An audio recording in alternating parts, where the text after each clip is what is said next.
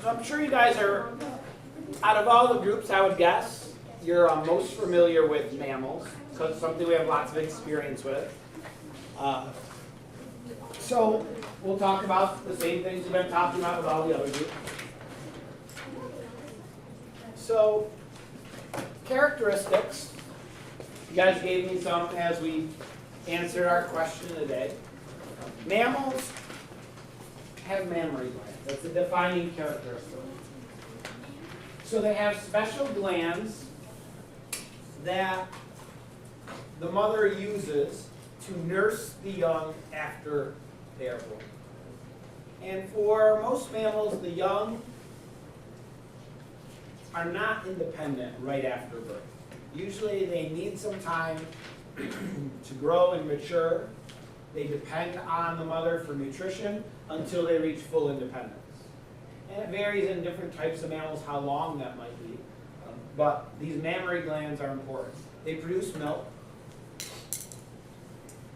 And the content of the milk, the amount of fats and proteins and so forth, that changes as the newborn grows and matures. The contents of that milk change to provide for what those young mammals need.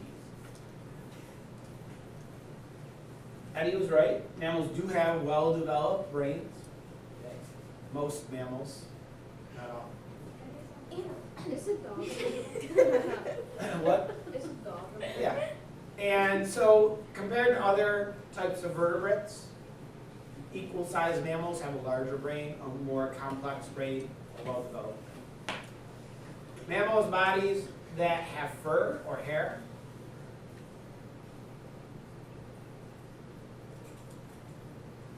Some mammals, for example, like human, have relatively small amount of hair. Other mammals have a whole body covered in hair. Mr. Arcuri. Some mammals only have a small amount of hair when they're born, and then they lose it. Things like dolphins. Okay. So hair or fur is another unique characteristic. No other groups of vertebrates have hair or fur. How about body temperature? Warm-blooded. So mammals maintain an elevated body temperature. For example, it varies from mammal to mammal, like ours. It's 98.6 degrees is our usual body temperature that we maintain. Mammals can live in a wide variety of climates because they're warm-blooded. But there is that trade-off. They need a lot of food to maintain that high body temperature. Connor? Where do dolphins go during the winter? Where do what? Dolphins. Stay in the water. They do? Yeah. Is a dolphin more closely related to a shark or a wolf? A wolf. Trick question. There's not a shark a wolf. No, shark's a fish. A dolphin's big. Dolphins What is a shark? A fish. Cartilaginous fish. Completely different. I was thinking like water, so dolphin. Yeah, I know. And so, like if you were to look at a dolphin, it looks a lot like a shark. They look very similar. It doesn't look at all like a wolf, but by looking at the actual characteristics and some of those other factors, then we know that it is actually much more closely related to a wolf than it is a shark. In fact, marine mammals evolved from sort of wolf-like ancestors that lived near the water and eventually moved into the water, and over time gained many adaptations that specifically allowed them to be successful, causing them to look quite fish-like. Closer to orca, a whale, or a shark.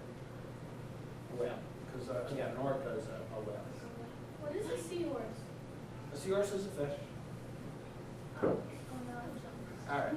What is So, it actually? mammals have what type of fertilization? This is one we definitely should know. If you watch the video in 5th grade, you should know. Actually, Yes. Mammals You have didn't see that video. internal fertilization. So males deposit sperm into the female reproductive tract. Females release eggs. If they're fertilized, they grow and develop. So how about egg development? talked about this for the other groups. Where does the embryo develop in mammals? I'm not internally. So this is the only group we've talked about so far that has internal development. Now there's some exceptions which we'll talk about in a minute. But most mammals, the young grow and develop after fertilization inside of the female's body. Internal development. Mammals give birth to live young. They don't lay an egg and then the egg hatches. They give birth to live young. In terms of circulation, their heart, four-chambered heart, oxygenated and deoxygenated blood are kept completely separate. Deoxygenated blood can get sent to the lungs, oxygenated blood can get sent throughout the parts of the body, and so it's efficient in getting oxygen to all the cells.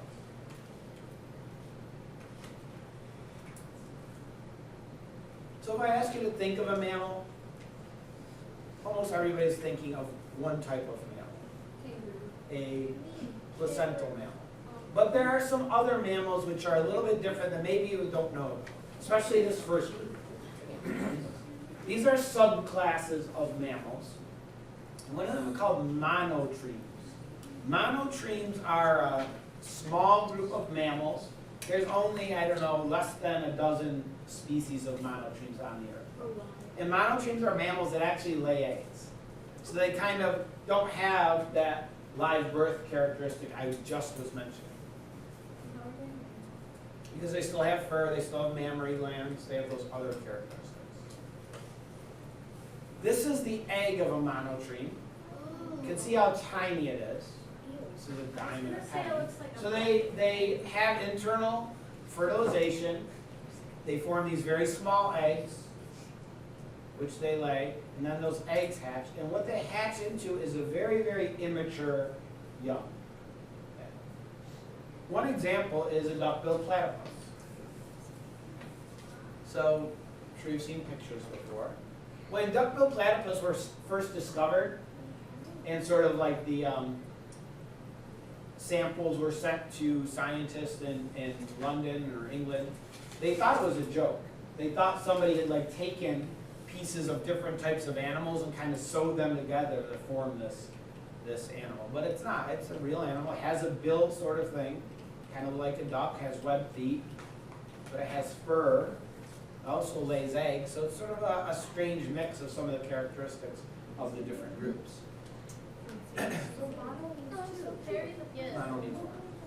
So here are some. These are some of the young duck-billed platypus. Here's what they look like relatively soon after birth. So it's a little hard to see in this picture, but the two pink things are two platypus babies. Here's the mother platypus. You can see her bill and her eye here.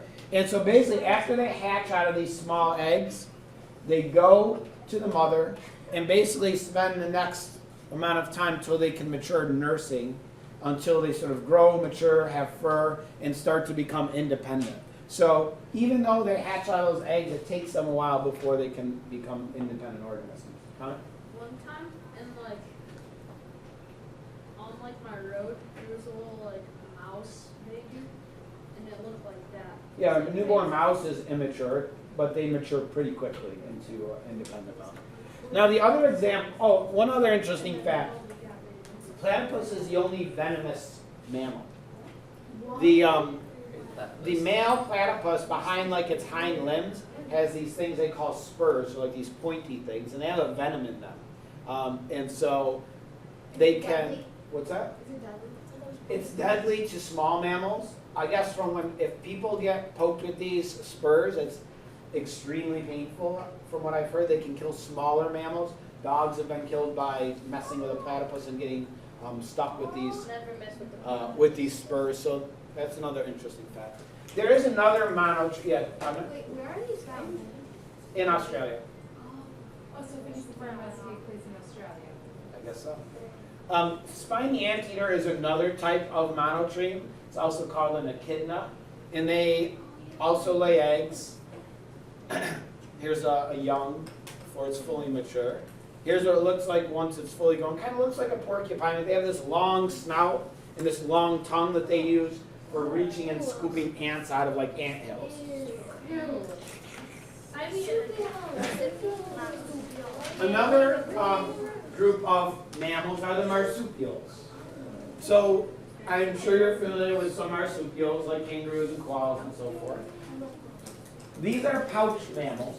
They do give birth to live young, but the live young they give birth to are tiny little immature young that almost look like an embryo. And I'll show you this in a minute. They then make their way into the pouch on the mother and go into the pouch where the mammary glands are located and stay in that pouch nursing, finishing their development in the pouch.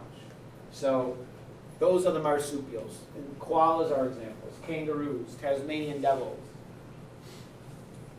But there is one type of marsupial that lives around here in our area. I think I know What is it?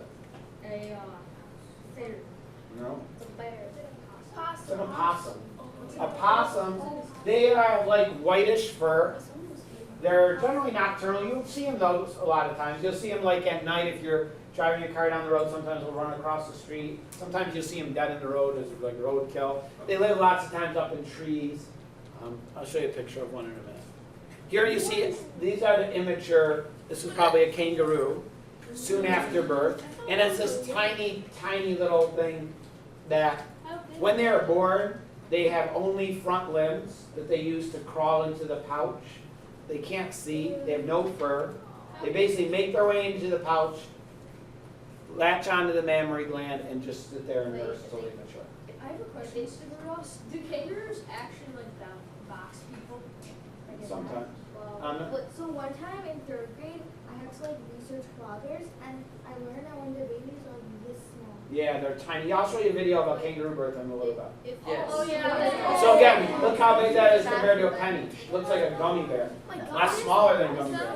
Wait. That's alive. That's the young right after birth. If the baby kangaroos can't see, how will they get? They go by smell. They find the pouch they just crawl through the mother's fur by smell and find the pouch. They spend a lot, like kangaroos, for example, spend a long time in the pouch, over a year. Eventually they're, become like this, they become more independent, but they still go in and out of the pouch until they've reached full maturity and then they go out on their own. Wait, so aren't they called possums? Yes. There's only one in the entirety of North America? No, Oh. there's one type, Oh, one type. not just one opossum, and like you hit in your car and now there's no opossum. The sacred Yeah. opossum. So wombat, that's an opossum. Oh my That is God. the one opossum living in North America. Yes, it's the sacred opossum. So here you see the young developing in the pouch of this mother. Did you play the one at 9? All right, so placental mammals are the last group, and this is the vast majority of mammals are in this group, placental mammals. So 95% of mammals are placental mammals, humans are placental mammals, dogs, cats, squirrels, just about any mammal you think of other than the ones we talked about, there are placental mammals. So in placental mammals, the young develop inside of the mother, and their needs are met by an organ called the placenta. And the placenta is what provides oxygen, nutrients to the embryo as it grows. It's what allows for the removal of waste from the embryo. So here we have an embryo connected to the placenta. What it connects it? The belly button. Not the belly button, but the umbilical cord. So the umbilical cord connects the embryo to the placenta. And what the placenta really is a collection of blood vessels in which the mother's blood is right next to blood from the fetus. So the blood from the mother doesn't go into the fetus. Their blood supplies are kept completely separate. But in the placenta, they're sort of right next to each other. So when the mother breathes in and has high oxygen levels in her blood, some of that oxygen diffuses into the blood of the fetus and the embryo, and that's how it gets oxygen. Same thing with nutrients. When the mother eats, digests food, it goes into her blood. Those nutrients then in the placenta can diffuse into the blood of the embryo. and that provides it with nutrition. And so the placenta is where that exchange happens. The umbilical cord basically just has arteries and veins which take blood from the embryo out to the placenta. So where is this taking place? Where in mammals, like in humans, where does the embryo and the fetus actually grow? Uterus. Somebody says it every time. Not what? What's it like in the stomach? It's filled with hydrochloric acid. Oh yeah. Not a good place for an embryo. So no, the baby doesn't grow in the mom's stomach. Where does it grow, Bella? In the uterus, sometimes called the womb. So the uterus is a pouch of muscle, basically, that can expand to accommodate an embryo and a fetus. In humans, it would look something like this. So here, this is the uterus. The placenta forms on the wall of the uterus. Okay, as part of the monthly reproductive cycle in humans, for example, the lining of the uterus thickens, getting ready for a fertilized egg to come and implant in it, and then the placenta will form there. The placenta forms by the growth of these blood vessels right next to each other. It's connected to the fetus by this umbilical cord, which basically just takes blood back and forth. Okay. And eventually, later stages, again, this is just about fully development. You have the placenta, Only imagine how uncomfortable that the would be. umbilical cord, and then the fetus here, connecting the two. So it actually like grows out like blood veins and stuff. Yeah, it grows, those blood vessels sort of grow next to each other. Does uterus seriously grow to be that huge? Yeah, like when I see a pregnant woman that's pregnant and she has a big abdomen, it's basically that swollenness is the uterus, because It's not. not only is it the uterus, but you have inside the amniotic sac, which is filled with fluid, and then you have the fetus inside there. So yeah, Calvin? So when they tie your umbilical cord, it's your belly button, right? When they untie So what happens is, after the fetus is born, so the fetus is born, okay, comes out through the opening in the uterus called the cervix, out through the vagina during delivery, and then the umbilical cord is still attached to the fetus, and it's still attached to the placenta. What happens, and you may not have known this, after the fetus, the baby is born, the placenta detaches, and then the placenta comes out after the fetus. And so once the placenta breaks away from the wall of the uterus, now the baby needs to start to breathe on its own because it's no longer going to be getting oxygen from the placenta. So again, here you see placenta, umbilical cord, fetus. Another example. Oh, it's real. Yeah, and this one is real. Somebody was a little extra. They arranged a little photo shoot. I don't know why. They formed the umbilical cord into a heart. Why? So here what you have, this is the placenta. And there you have the newborn. Who's the guy? All right, so Calvin was asking about the belly button thing. So after this baby is born, the doctor or nurse will tie off the base of the umbilical cord very close to the baby's abdomen. And then they put a little clamp, a little plastic clamp, and then they cut past it. Or sometimes I cut my So that's why kids' it's umbilical umbilical. cords. And then you're left with this little stump after. The part after where they tied it off turns black and falls That off. disgusts me. And then what you're left with is just a regular belly button. Wait, what? And innie or outie depends on how it heals, where it was tied, and all those sorts of things. Like. All right. Any questions about mammals? Sure? All right. Wait, so could you request your doctor? I want my kid to have an outie. No, it's just about sort of how it heals and the anatomy and so forth. I don't think they can make it one or the other on What is purpose. that like black thing? That's just the remains of the umbilical cord.